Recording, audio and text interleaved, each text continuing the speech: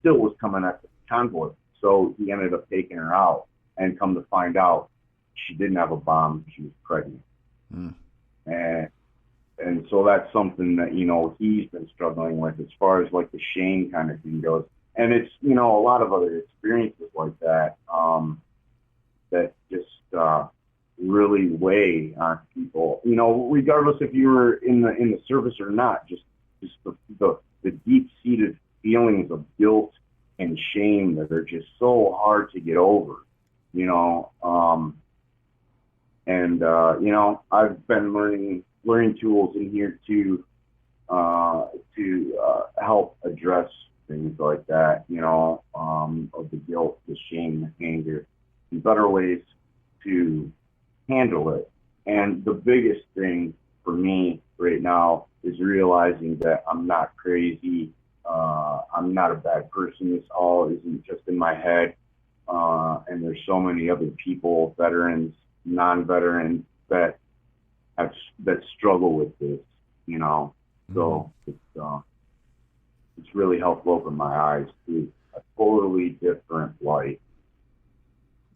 And the longer you remain away from the drugs, the easier and the more clear the thinking becomes, and it is, and that's what makes it easier to realize what's happening. If somebody pisses you off, or you get that way, or something does freak you out or scare you, where you can realize, hey man, let me just take a minute. Let me just take a minute to myself here before I react to that. Let me just stop, and let me just get in my own head for a minute. Let me feel why I'm feeling this. Why do I feel betrayed? Why do I feel hurt? Why am I feeling this way? And then to actually process the feelings, why am I afraid? Okay, because of this and this and this might happen. Okay, is that going to happen? Am I thinking too far into it? But you can really break it down, and within 3 or 4 minutes, you still might be mad, but and you still might want retaliation, but that time that you had to think about it, it's more clear on not really retaliation, but what move you need to make to correct that situation and make it better for you. Because hurting somebody else isn't going to make it better for me. Because then later I'm going to feel bad, like, oh, I shouldn't have said that, I shouldn't have done that. But here's what I did to make it better for me. And at the end of the day, this is a selfish program, and recovery is selfish, and recovering from other things. Sometimes, PTSD, I don't know, I don't have that, but it seems to me like you would have to be selfish as well, and take that time for yourself to really get down to the matter of things before you react, and I think that's pretty much what you were saying, Rob, earlier about, how you act, and, you try not to react, but instead act. And I don't know if you heard a podcast I did the other day, and it hit me when I was at a meeting or something on Zoom, or I don't remember exactly where I was at, but somebody brought up coping skills. And the whole time they were talking, I just blanked them out, and I started thinking about coping skills and how I don't really think that they're good. I think that they're distractions. Like, oh, you're feeling like this. Oh, dude, that's a coping skill. Oh, I'm going to paint pictures all day. No, the problem's still there. Like, for example, the ex-girlfriend of mine, she made me mad, and she did some really crappy things, and I felt hurt. So and then I felt angry is what I felt, but I didn't realize that I was just hurt and felt betrayed. I'd go for a walk. I'll jog up the hill. I'll do all this, and that's a coping skill. That's a healthy one. And okay, I felt better for a minute, but Rob, I was still feeling hurt. I never dealt with it. So, I mean, putting a Band-Aid on it, and, I'm sure there's people that would argue with me about this. Oh, no, coping skills are great. And, I look at this podcast as a coping skill, but it's something that I really enjoy doing. I have fun with it, and I get to talk about it. So I guess it's not really a coping skill if I'm actually dealing with the problems that I'm trying to deal with. But I don't know, just going to paint a picture, I don't know, whatever people do, a crossword puzzle. Do a crossword puzzle.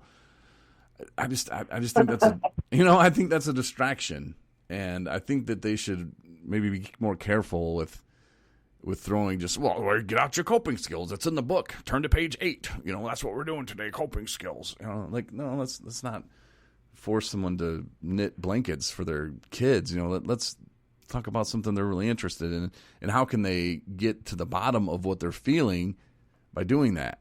A good coping skill, I would say, would be meditation, and followed by 10 minutes of writing in a journal about how you felt before you meditated, and maybe how you felt after. Maybe before you meditate, you're like, I feel angry, I want to do some stuff. And then after, you're like, hey, I still want to knit a sweater. Well, go ahead, knit a sweater. But I don't know. That's just something I was throwing out there to see, bounce it off you, I guess they'd say in the Navy. Maybe the Navy, yeah. Right. Well, you know what?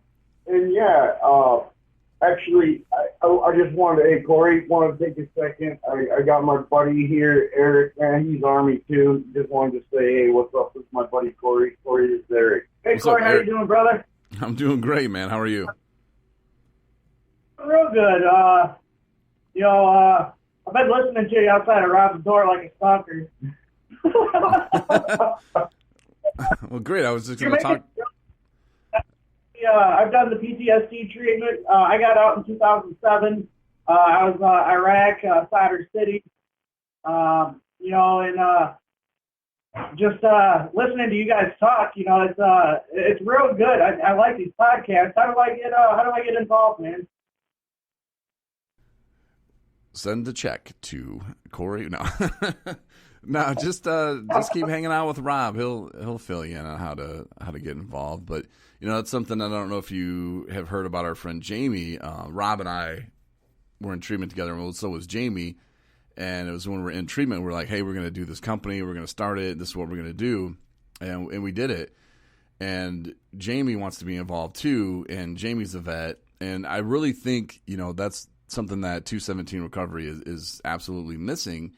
And it's not for lack of trying, and it's not because, it's not Rob's fault. It's not Jamie's fault. It's nobody's fault. But I just think maybe the pieces weren't in place, just yet.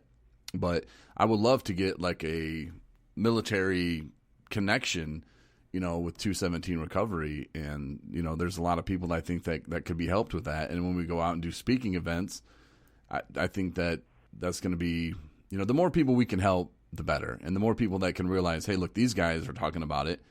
It's okay. Corey Winfield, he's a cool MFer is what they think. Rob Larson, he's pretty cool and he's okay at golf. His science skills suck. But, other than that, Rob's pretty cool. Jamie, look at this hard-ass old Marine, he's badass. And if he's up on stage crying, I can too, damn it. And we want to change the face of recovery. And recovery, there's so many aspects. And recovery means something different to every single person out there listening right now. Everybody's recovery is different. But if we can change the face of recovery and how people treat us, and how long you been sober? 60 days. Oh, great. How long you been sober? 16 months. Great. How are you doing right now? How are you doing today? And we're not bad people. We might have done some stupid things in our past, but we were just hiding from our problems. And when we get to that point where we can accept that and move on and move forward with it, we're great people, man. We can contribute so much to society. And I'm tired of, I was trying to get into this driving business the other day. Actually, I've been trying to do it for a couple months, but they told me, well, because I had a DUI or OWI, that I can't do anything like that with them for 5 years. And at first I was pissed, and I wanted to send off an email, just tell them to F off. But then I started thinking about it, and I thanked God for giving me the opportunity to get that email back. And then I went out and just started to apply for the license myself. So now 217 Recovery is going to be a licensed transportation company, and we need to work for anybody else. So it was like one of those doors shut, and I could have been like, "Rah," but instead I was like, okay, let me think about it. Great, cool. Let me just sidestep and keep going forward. And it's those little stupid little laws out there that are like, oh, you had one OWI, now you can't for 5 years. Really? Even though people are driving around right now probably, and they just haven't got caught. And the way I got caught saved my life. So I don't know. Anyway, Eric, nice to meet you. Yeah, thanks, man. I've been there. I've done recovery a few times. and you got to work their system. You got to work the programs. You don't let the programs work you. Mm-hmm. And there's so many different programs out there too, and that's what a lot of people don't realize when they first, an attempt at recovery. I didn't know about other stuff. I just thought, AA, and I didn't want any part of AA because what I saw in movies and people made fun of people who went to AA and bad people went to AA. And then I started going to AA and I realized, man, there's some cool MFers up in here, and I don't work the steps in AA. I tried that. It kind of wasn't for me, but if people do, man, that's awesome. If they want Dharma, hey, celebrate recovery, life ring, whatever you want to do it. But yeah, you have to keep on your sobriety. It's something that you can't just, I'm not going to drink today, because 2 weeks later, it's probably going to catch up to you. Yeah, absolutely. Yeah. So, yeah, man, but touching base, back on what you were saying, though, as far as before we got into Jamie and whatnot, I just wanted to give my buddy Eric a shout out. I told him that, he was doing this podcast and whatnot, and just wanted to give him a little introduction. He's in here with me, and I've been teaching him, trying to actually improving his golf swing. He's really cranking the ball. So, but we're in a different building now, but we're in the PTSD building together. And before this whole COVID-19 thing started, up there really having fun, playing ping pong and, Texas Hold'em and just really having a good time, and socializing. And that's why I was saying, getting to, talk with these other vets and hearing, their struggles and what they've had to go through and this and that. It's really been good for me. And I think Eric could agree with that,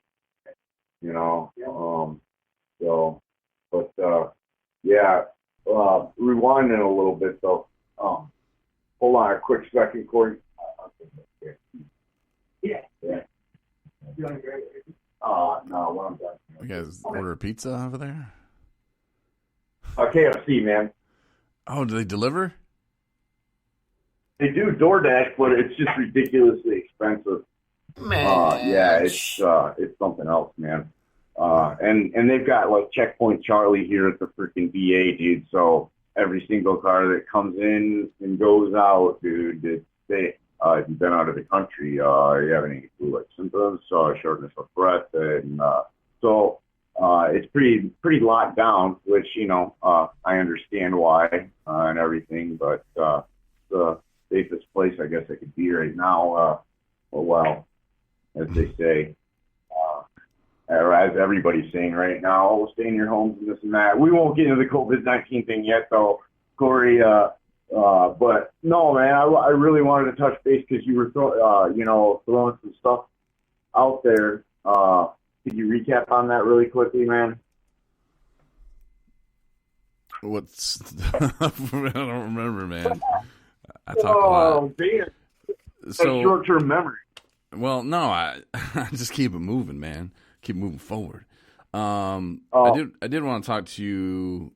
We kind of talked about this before we started, though, just about, and you kind of mentioned it too, about not being responsible for other people and their decisions.